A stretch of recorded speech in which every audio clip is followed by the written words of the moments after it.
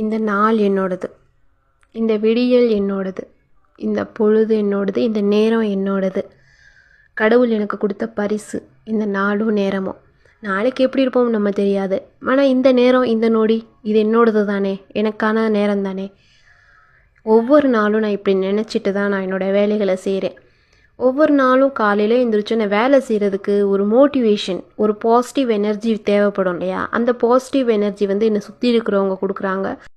என்னை இந்த சின்ன சின்ன நம்பிக்கைகள், வார்த்தைகள் என்னை ரொம்ப மோட்டிவேஷன் பண்ணும். என்னால் முடியும், நீ பண்ணு, நல்லா தான் பண்ணுற அப்படின்னு என்னை மோட்டிவேட் பண்ணாங்கன்னா நான் ரொம்ப நல்லா பண்ணுவேன்.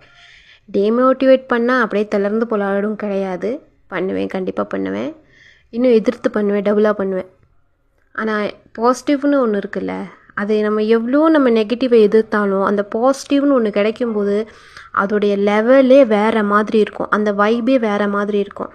அந்த சின்ன விஷயந்தான், நீங்கள் சூப்பராக பண்ணியிருக்கீங்க, நல்லா இருக்குது அப்படின்னு ஒரு வார்த்தை கிடைச்சா போதும், நம்மளை வேலை செய்கிறதுக்கு அப்படியே தூண்டும்.